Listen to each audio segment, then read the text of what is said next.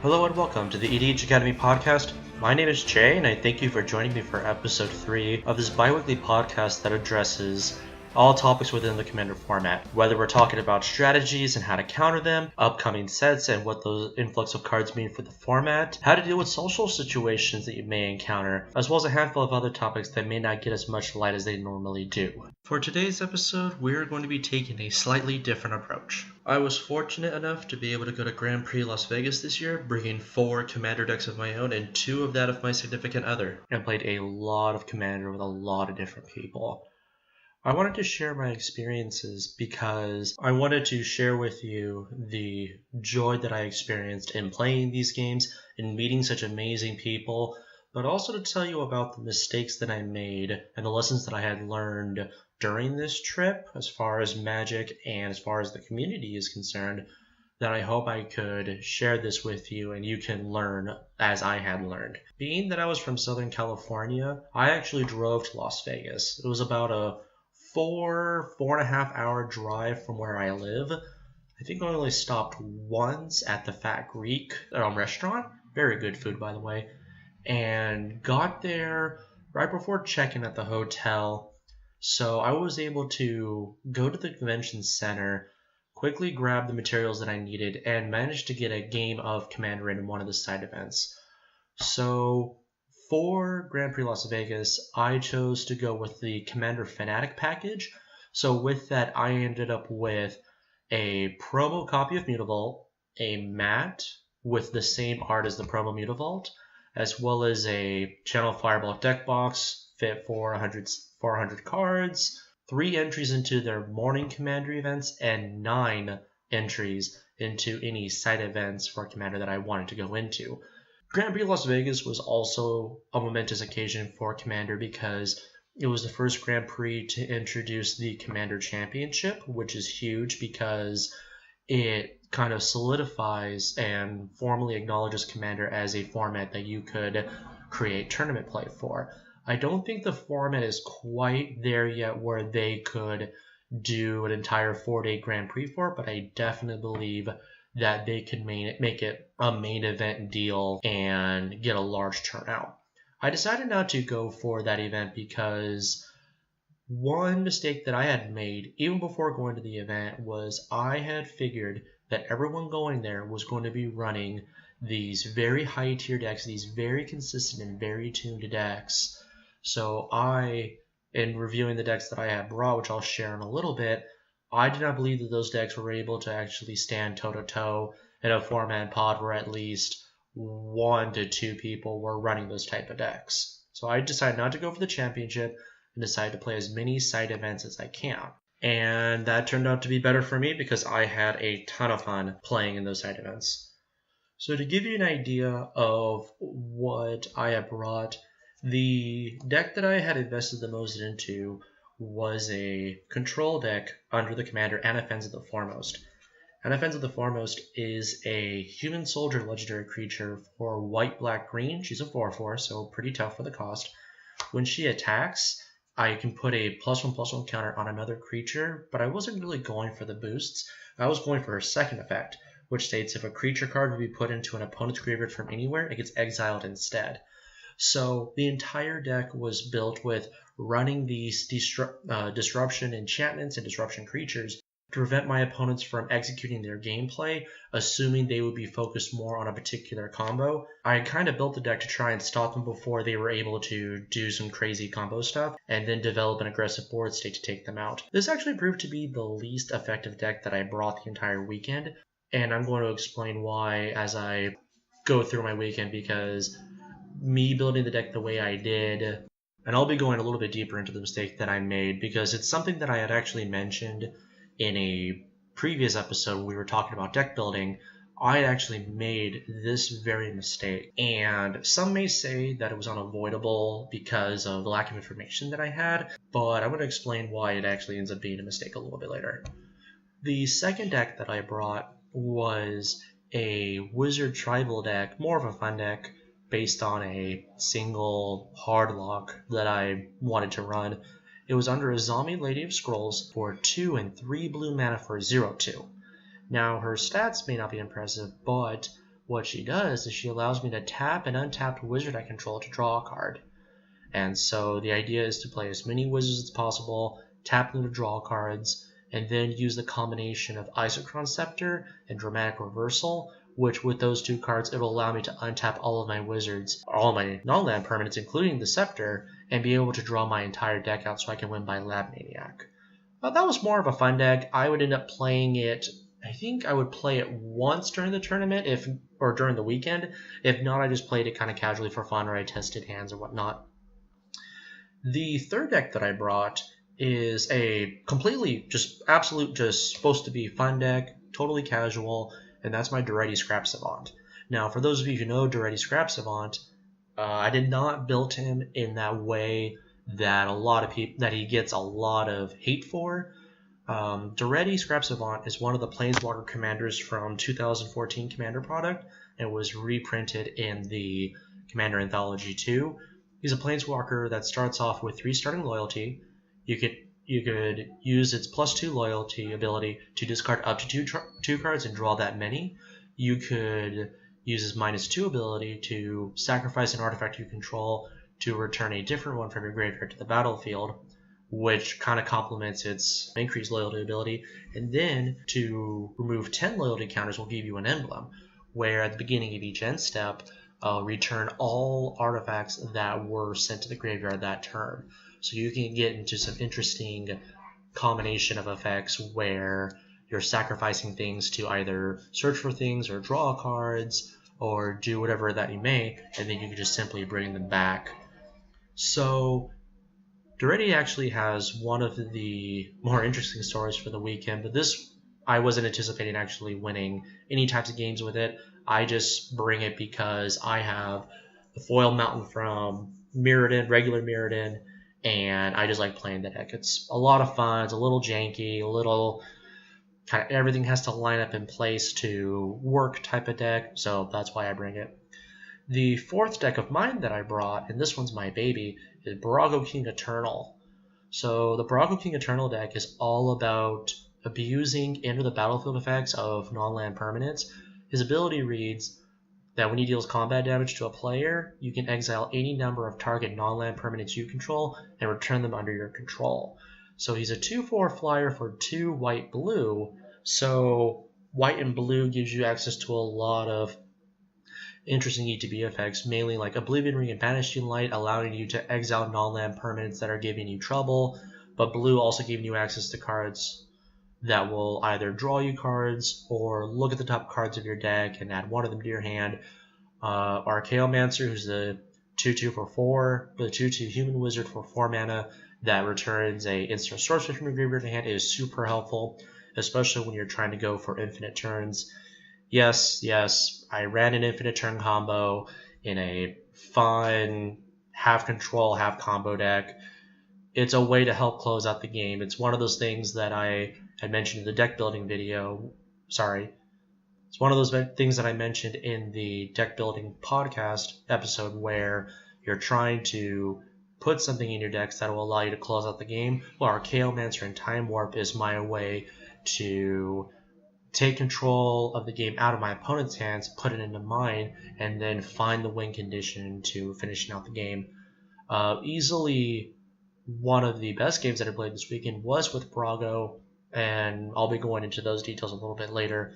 So those were the 4 decks of mine that I brought. The other 2 decks that I brought, the first one of my significant others decks that I brought was under Kimba Ka Region, whose sole purpose is to get out a bunch of equipments as possible and put them onto Kimba, because her ability states at the beginning of your upkeep, create a 2/2 cat creature token for each equipment on her.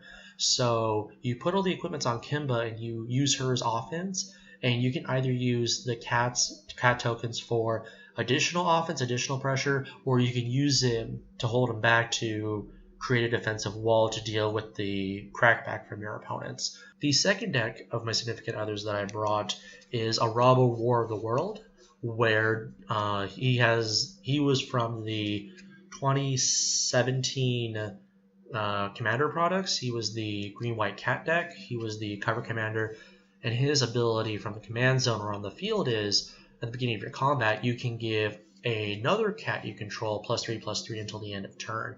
So the idea is to create a large cat or go wide with cats and deal feline fury to your opponents. It does run Los Leonin, which is a 2/1 cat for 1 and a white that has infect. So putting +3/+3 on that particular cat can help close out games really quick. So I played a total of 9 to 10 games throughout the weekend, and I had a lot of fun playing all of them. I would only win one of those games, but I still had a lot of fun. Throughout those 9 games, I did not play against the same commander twice. That was how diverse Grand Prix Vegas was, and that was my first mistake when I built my Anafenza deck. When I built Anafenza, I was anticipating everyone playing the same style deck, where they're trying to cast a lot of spells quickly, use cheap artifacts to ramp into those combo pieces, and try and close the game out quickly. Well, I actually ended up against a lot of creature decks, where they would go with, they were going for the longer game, and they were just prepared to swing at me or swing at my opponents and win the game that way, which my deck was not entirely ready to face. It had a few options in there in the form of Ghostly Prison and the creature Windborn Muse. Both of them required my opponents to pay 2 additional mana for each creature they wanted to attack me with. Both of them have the same effect, but the thing was that I was just never able to get those pieces out quick enough to be able to stop the onslaught that I experienced. The first lesson that I learned at Grand Prix Vegas was, if you know the combo piece of a deck you're facing, don't waste your removal on something else if you can help it. So in my example here, I was playing against Prosh Skyraider of Kerr, who combos off with this enchantment called Food Chain. There are a ton of videos and a ton of articles regarding what the combo does, so I'm not going to bog it down with the specific pieces, but the basic idea is that they get Food Chain out, they get a creature piece that enables you to get infinite mana, and then you just simply recast Prosh over and over and over again until you win the game. So what happened was that I had opened with the removal spell Abrupt Decay, which destroys a non-land permanent, converted mana cost 3 or less, can't be countered, all for the cheap cost of 1 green and 1 black. I opened with that card and I kept it. But what I did is that the Prosh player ended up with Mana Crypt, the 0-drop artifact that adds 2 mana to your mana pool. The drawback for the artifact is that during each of your upkeep you have to flip a coin, and if you lose the coin flip, you lose 3 life. So with the super powerful artifact ramp, I anticipated that he was going to try his commander out early, so I thought about getting ready in the Mana Crypt. Not thinking, oh, well, if this guy is playing competitive, he's going to have Food Chain, which is going to be the bigger problem, and I better save my removal for that. Well, lo and behold, I would get rid of the Mana Crypt, which my opponent was able to replay with Yawgmoth's Will, and he ended up winning the game using the combo that I described earlier. So if you can help it, unless there's another piece that you absolutely have to get rid of, if you know the combo that's going to finish the game and cause you to lose, save your pieces of removal for that. Because if you waste them early, you're going to end up feeling pretty bad about it. The second lesson it's not a lesson that I learned, but it's a lesson that I saw in action. So what had happened was that I was playing Anafenza again, and going up against a player running Omnath Locus of Rage, which creates a 5/5 elemental whenever a land enters the battlefield under your control. If an elemental would die, it can burn a target for 3 damage. So what had happened was that the Omnath Locus of Rage player got off to an explosive start, was just out of the gate running, and the rest of the table was just limping behind, trying to establish a board state. Meanwhile, the Locus of Rage player was just going off. So what the Locus of Rage player did, to his credit, was that he properly identified the player who was going to cause the most trouble for the rest of the game and eliminated that player as quickly as possible. That player ended up being me because I was playing the deck that would limit people to 1 spell per turn, cut people off from their artifact usage, and just slow the game down while I built up a board state and then attacked everyone from there. So he was correct in ensuring that I was out of the way quickly because the other two players were not doing anything. Like, credit to them for doing the best they can, but from an objective viewpoint, they were not affecting the board state very much. And with that, he saw that I was going to be a threat in the future game and got rid of me right away. So I give the guy credit for doing proper threat assessment, realizing that even though he was far ahead of everyone else, I was going to be the player that was going to slow down the game the most, and he got rid of me accordingly. I had made a mistake in threat assessment in the following game. I was playing against a Rishkar Pima Renegade deck where the whole point of the deck was to get out a bunch of creatures, give them the ability to add mana, to ramp up, and to cast even bigger spells. So my opponent had Rishkar out, but he also had Nissa, Voice of Zendikar.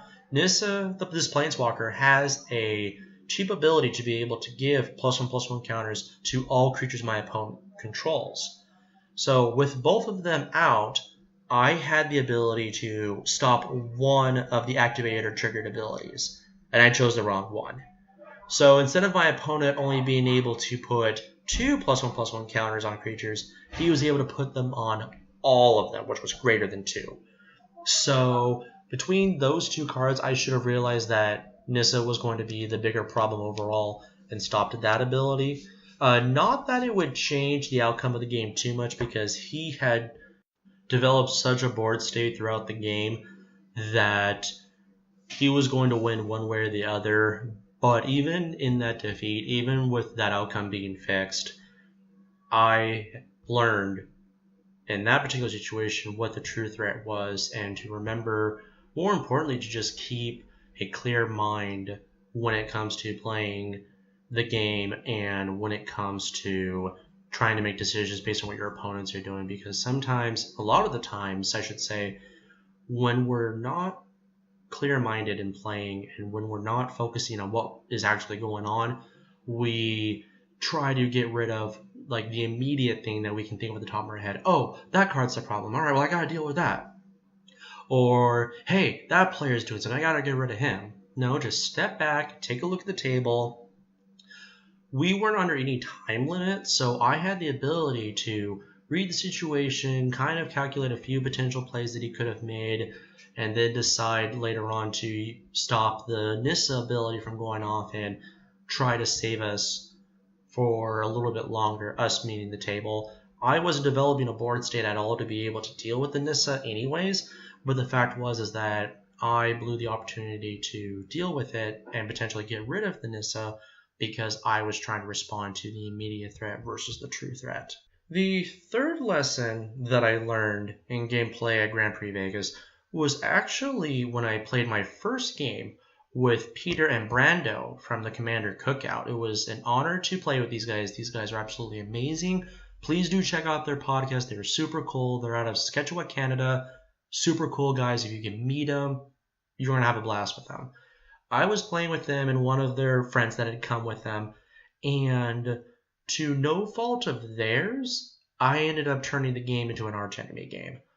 I was playing with my Barago King Eternal deck, and I had gotten out several pieces to generate advantage for myself. And later on, I would get out a particular card that was not going to do well for anyone at the table. This card was called Rishadan Brigand.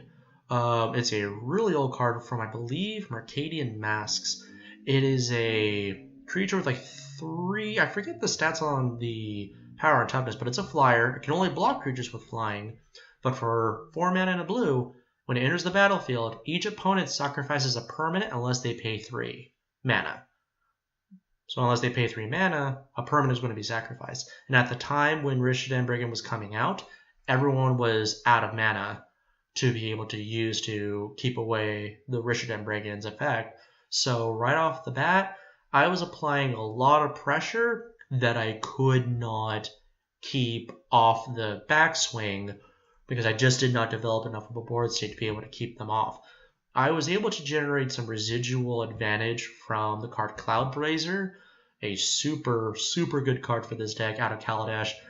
For 5 mana, it's a 2/2 flyer where when it enters the battlefield, you gain 2 life and draw 2 cards.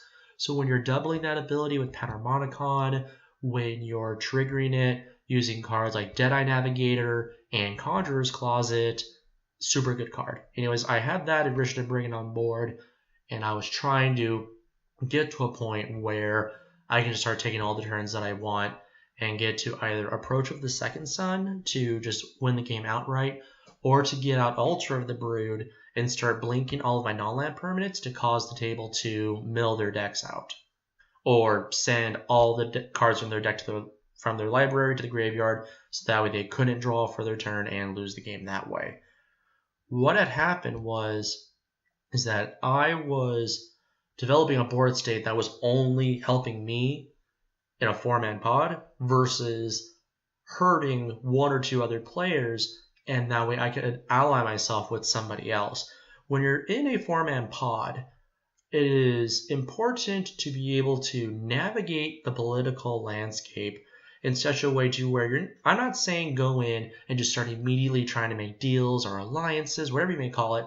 I'm not saying go in right away and try to be the politician. What I'm saying is that be aware of what your actions will communicate to your opponents, because that is ultimately how I ended up losing the game. I was so focused on making sure that I was winning that I did not properly navigate that terrain to where I was just doing things, okay, it's going to benefit me and not the table. The table realized it and then started going after me. So I ended up losing the game because I took a very, very big risk in destroying the entire board state with the Supreme Verdict, or destroying all creatures with the Supreme Verdict, setting everyone back to no creatures. And at that point, I had no other cards to generate any more value than I already was. And I was just drawing into all these lands when I needed to draw into gas. I ended up losing because of it. Not to any fault of their own. They did the proper thing, realized that I was going to get out of hand and win the game, and they properly went through, realized that I was the one who was going to end the game, not quickly, but I was going to end the game to their defeat, and properly dealt with me. And I applaud them for their proper playing and threat assessment. The one game out of 9 that I played and won was actually with my Duretti Scrap Savant deck. And part of the reason why was because I was playing against another mono red deck, and he had played a card called Extraplanar Lens. Extraplanar Lens is a 3-mana artifact that when it enters the battlefield, you exile a land that you control. It reads, whenever a land with the same name is tapped for mana, add 1 additional mana to that player's mana pool. So not only were his mountains, not snow-covered mountains, just regular mountains, his regular mountains were tapping for 2 mana, and my mountains were tapping for 2 mana. So I was actually able to get out a very strong, kind of a win more card, but it was a strong card anyways, Alzheimer's Archive. So unless it was my first step draw for the turn, whenever I drew a card, I drew 2 cards instead. So for Duretti's ability, I was drawing up to 4 cards for each of his plus 2 ability. But that's not what ended up happening. I actually drew about 45 cards in one turn. Because what happened was with my mana producing 2, I was able to only tap 3 lands to cast Reforge the Soul, where each player discards their hand and draws 7. But because I had Alzheimer's Archive, I was actually drawing 14. So I used Duretti's ability to discard a card to keep drawing, because I was looking for a specific spell to be able to get all of these artifacts from a graveyard onto the battlefield and win the game.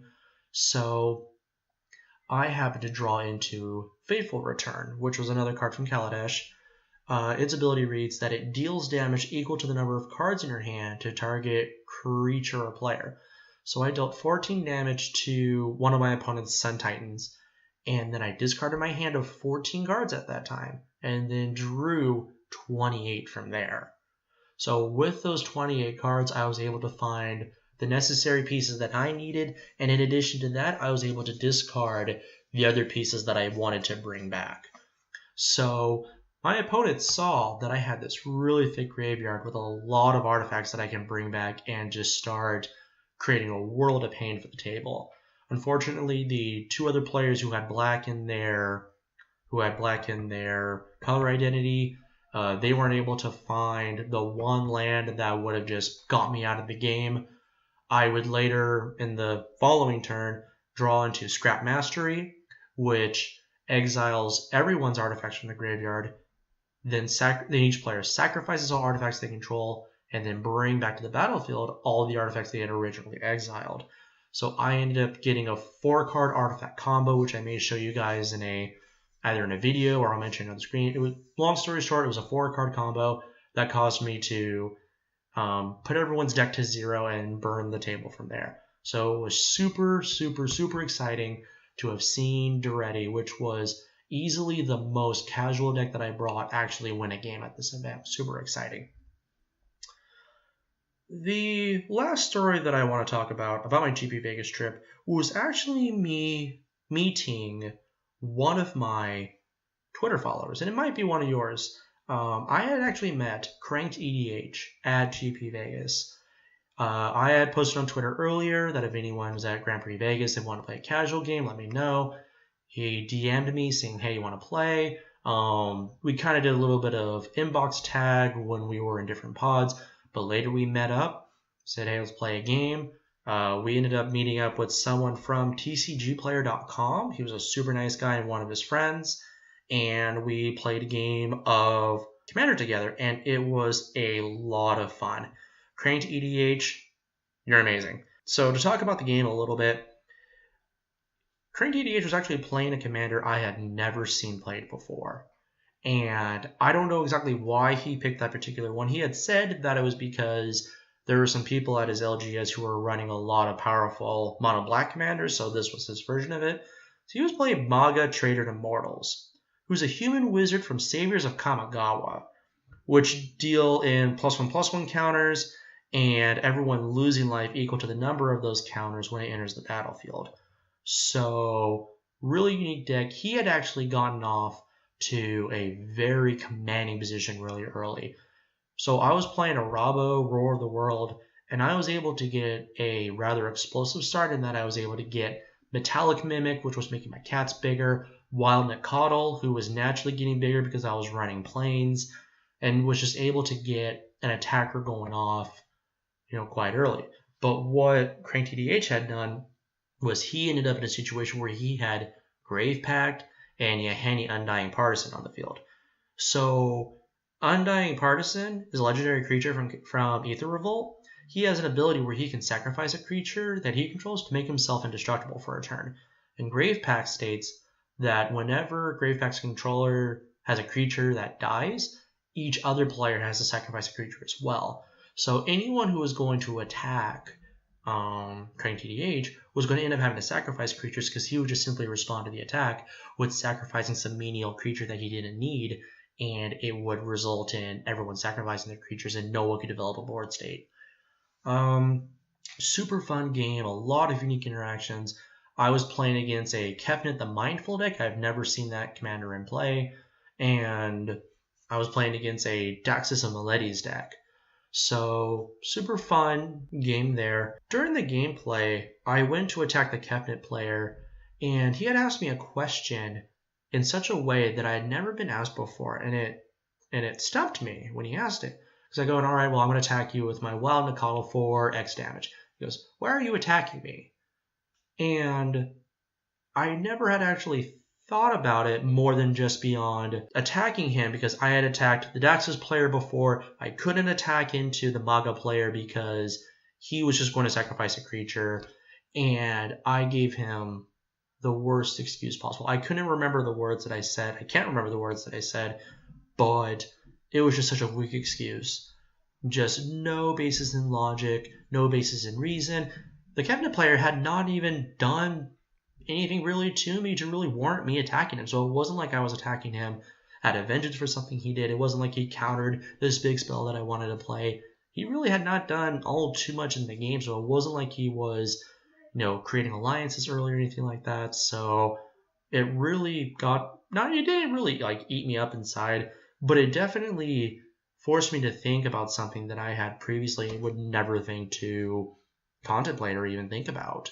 And it really made me realize that perhaps I want to have a more in-ground reason for attacking a particular player, or maybe if I don't have a solid enough reason to just not attack them at all. I think my reasoning, now that I'm reflecting on it, my reasoning was that, and having played Mono Blue before, Mono Blue can end up in a situation where they develop such a board state where it'll be really hard to actually finish the game with them. And so the higher their life points are throughout the later parts of the game, that's right about where they're going to stay. It's not true in every Mono Blue deck, but I've seen some Mono Blue plays where, we weren't able to take them out quick enough and they ended up winning the game. Now, I should not have assumed that that was going to be the case for him, even though he openly admitted that that wasn't that type of deck. Am I saying to believe everyone in what they say when they say their deck is not that type of a deck? Absolutely not. It's just I was not thoroughly thinking about what my actions were doing.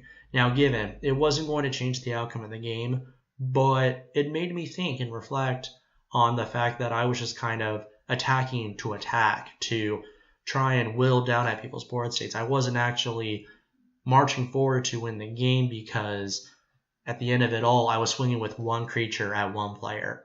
When you're in a 4-man pod and your goal is to hit that magic 120, swinging in for 8 is just a couple grains of sand on the beach.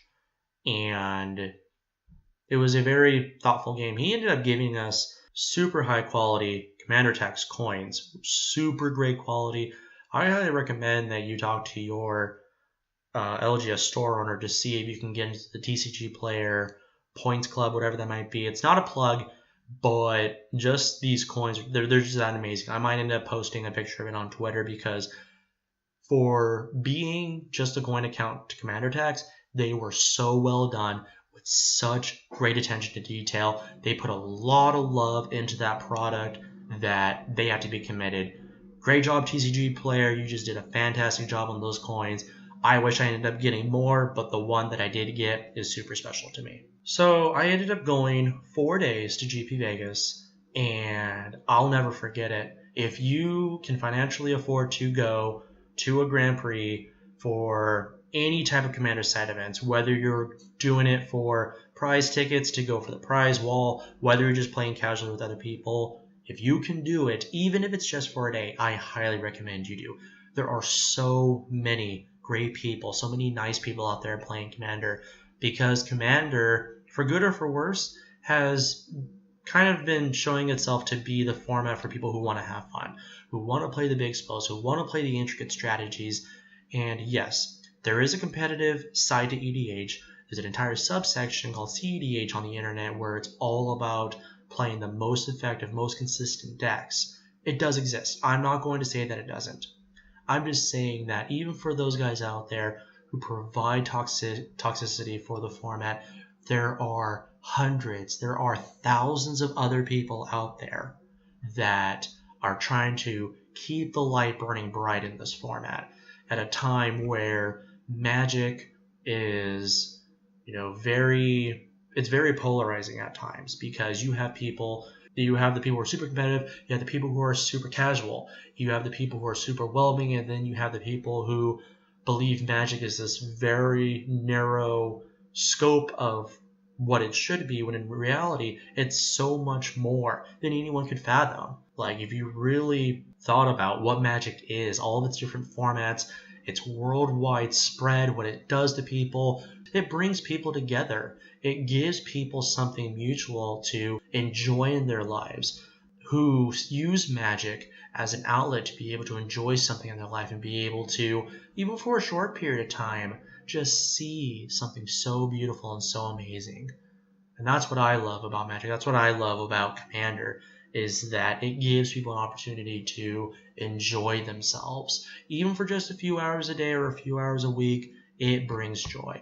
And that's why my goal in doing this podcast is to hopefully show people how fun this format could be and try and break down barriers into this game and into this format, so that way I can spread the joy that I feel for this game and that I feel for this format. to other people across the country in the United States and across the world.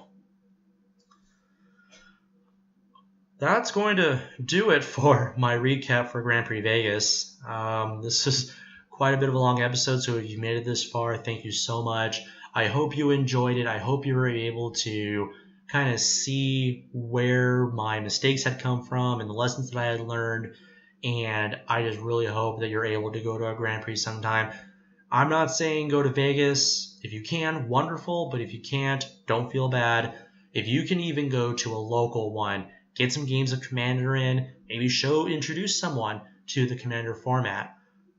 Try and go if you can. It's a super enjoyable experience, and I can't say much more about that. Huge shout out to Crank EDH for being an amazing guy and playing a game with me. It was super fun. Shout out to the Commander Cookout podcast for being a pair of amazing Canadians who make such great content and are such a positive influence to the format. I'm going to leave a link to their content for the Commander Cookout podcast in the description of the show notes. Huge shout out to Plains Project for the amazing logo for this podcast and also for pushing to make this game as great as it can possibly be. Thank you for joining me for episode 3, and I will see you for the next episode, which I'm shooting to actually be the first strategy tech episode. We're hoping to release the podcast episode in 2 weeks from today. I am feeling a lot better. I'm no longer sick. I kind of have everything a little bit more organized and don't really have any big plans in the future that should be putting off the next episode. So if you wish to contact me, you can reach me at Twitter at EDH_Academy. You can also reach me by email at EDHacademymedia@gmail.com. If you have any questions regarding the Commander format, or if you want me to look at a deck list, just shoot me a tweet on Twitter, use the hashtag EDHHelp, and I will see what I can do to help you out there. Thanks again for listening. You guys have a great night.